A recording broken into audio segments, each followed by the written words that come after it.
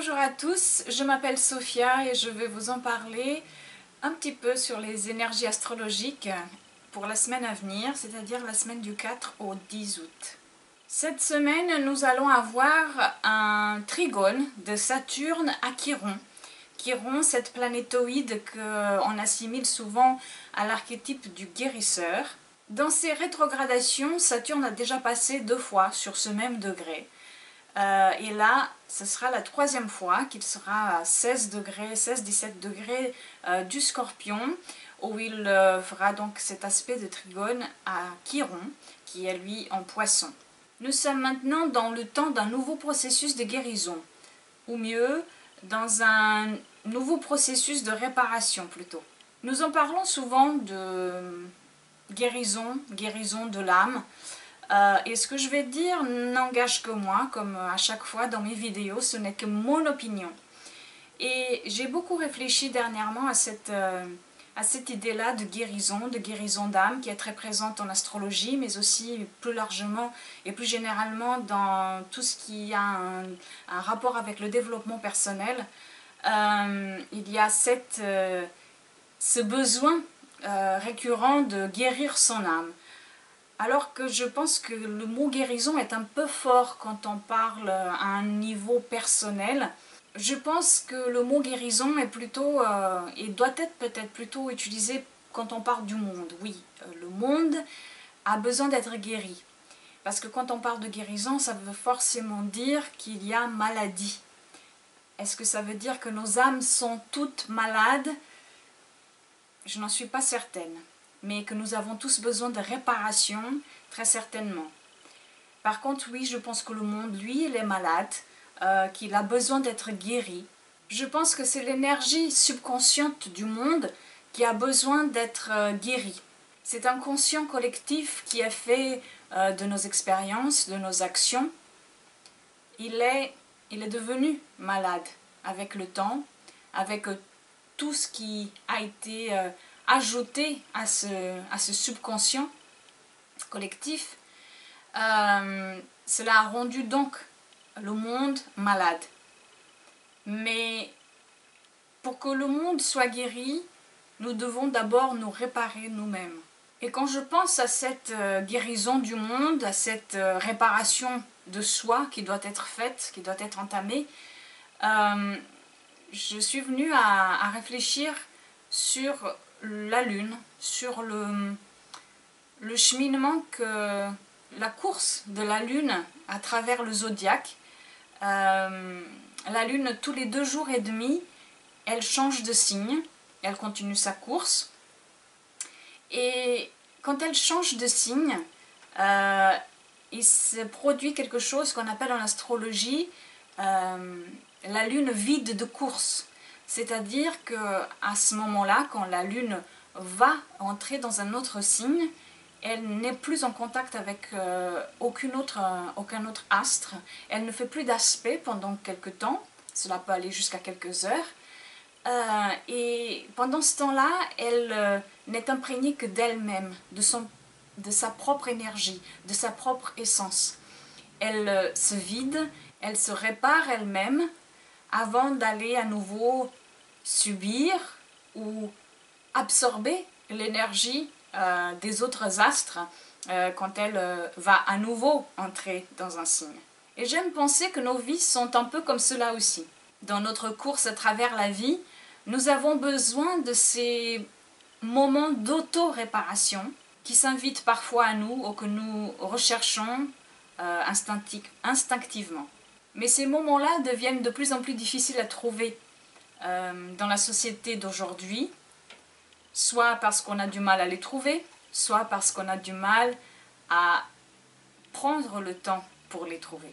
Entre nous et nous, il y a souvent quelque chose. Il y a un smartphone, il y a Internet, il y a une télé, il y a quelqu'un d'autre, il y a un livre. Mais de plus en plus, nous avons du mal à faire le vide, à nous écouter et donc à écouter notre âme. Car notre âme, elle n'est pas malade. Notre âme est la seule qui va savoir et qui nous guide vers qui nous sommes vraiment, qui nous amène à connaître notre être intérieur, qui est l'âme et l'essence elle-même. Et je ne pense pas que nous avons une âme qui a besoin d'être guérie, mais je pense plutôt que nous avons une âme qui a besoin d'être réparée.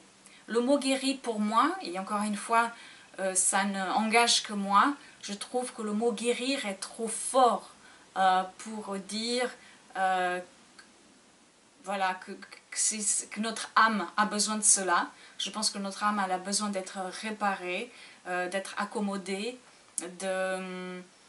voilà, d'être recousue peut-être de tous les chagrins, de toutes les difficultés, de toutes les leçons que nous avons apprises, mais je ne pense pas qu'elle soit malade au sens qu'on connaît de ce que veut dire être malade, c'est-à-dire qu'il y a une maladie qui la ronge.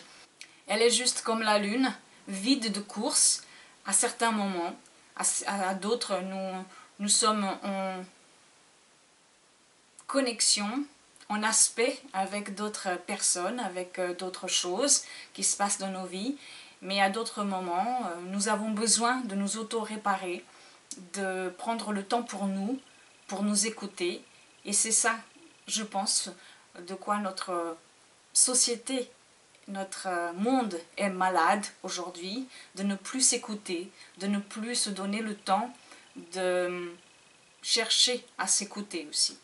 Donc Saturne, qui est le dieu du temps, c'est Chronos, il nous propose cela avec ce trigone à Chiron. Le temps répare en structurant, car il est éternel. Mais nous ne savons pas ce qu'éternel veut dire, même si nos âmes puissent être éternelles, elles vivent dans un corps fini qui ne connaît et ne peut connaître que l'espace-temps et qui ne peut qu'évoluer dans cet espace-temps. Saturne s'apprête à sortir du signe du Scorpion dans quelques mois à la fin de l'année, même s'il y reviendra ensuite juste pour les derniers degrés du signe du Scorpion l'année prochaine. Et donc il est en ce moment en harmonie avec Chiron qui est en Poisson. Donc profitons de ces moments pour accepter ce nouveau rôle qui nous est demandé d'incarner dans le monde et accepter aussi que pour aller au-delà du connu, il y a des risques, c'est vrai, mais il y a aussi des joies. Sommes-nous prêts à prendre ceci en main et à avancer en sachant, même en sachant que rien n'est acquis, mais que c'est seulement en le faisant qu'on pourra réparer nos vies. À la fin de la semaine, c'est au tour de Mercure et du Soleil de faire un carré à Saturne. Mercure et Soleil sont en Lion, signe de feu, Saturne en Scorpion, signe d'eau, mais tous les deux ont quelque chose en commun. Ce sont des signes fixes, stables, l'un spontané, l'autre infiltrant, c'est-à-dire qu'il prend la forme du récipient où il se trouve. Avec Jupiter et maintenant aussi le Soleil en Lion, il nous est demandé de prendre à cœur notre rôle, de l'investir, de l'incarner, de devenir celui ou celle qui a tant travaillé pour incarner cette véritable peau, cette authenticité qui est d'être soi. Saturne en Scorpion, il est en train de nous laisser une maison vide, purifiée, nettoyée, et prêt à être rempli d'un nouveau savoir, d'une nouvelle philosophie, de nouveaux idéaux, car c'est ça qu'il va aller chercher après en Sagittaire. Il va aller structurer toute cette partie-là, ce qu'on va mettre dans cette maison qu'on aura nettoyée, dans ce nouveau soi.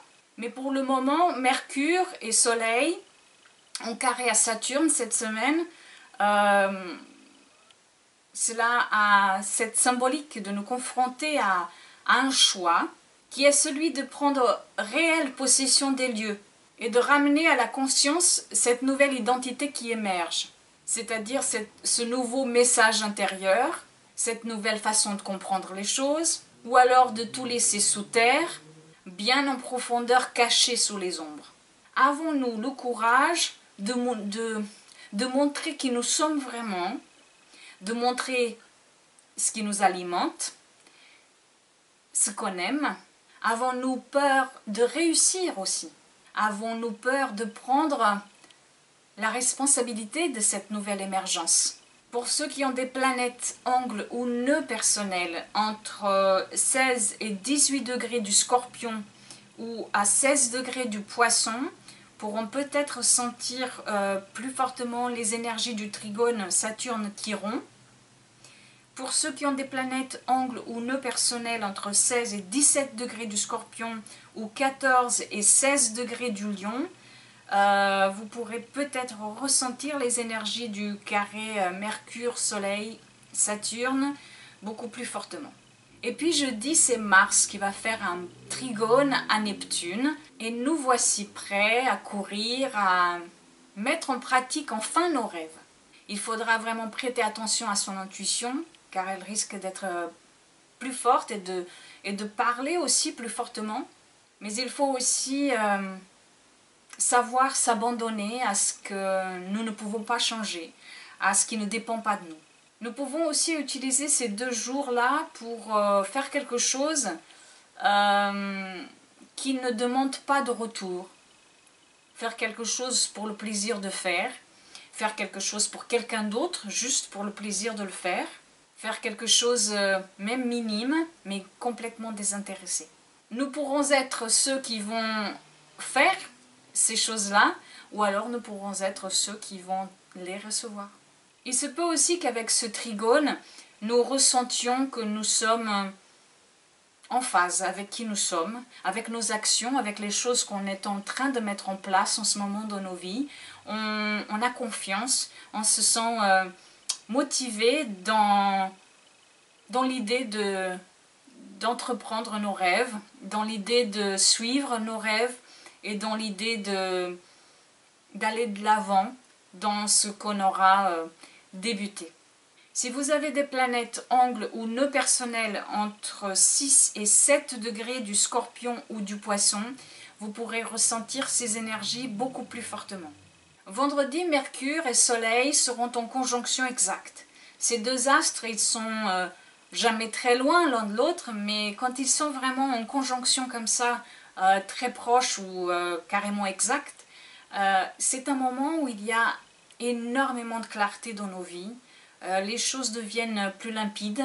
L'intellect et la conscience se lient pour formuler des idées claires et productives. Et puis, ils vont faire tous les deux un trigone à Uranus, qui est toujours, bien sûr, en bélier.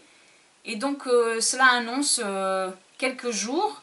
Ce sera même pour le week-end. Un week-end où on aura voilà, les idées claires, mais aussi innovantes, des choses différentes qui se présenteront à nous. Soit nous allons voir surgir des idées ou des propositions nouvelles autour de nous, ou peut-être que vous allez écouter ça dans les médias, ou alors, voilà, ce sont des choses nouvelles qui se présentent, innovantes, différentes, excentriques peut-être même, bizarres.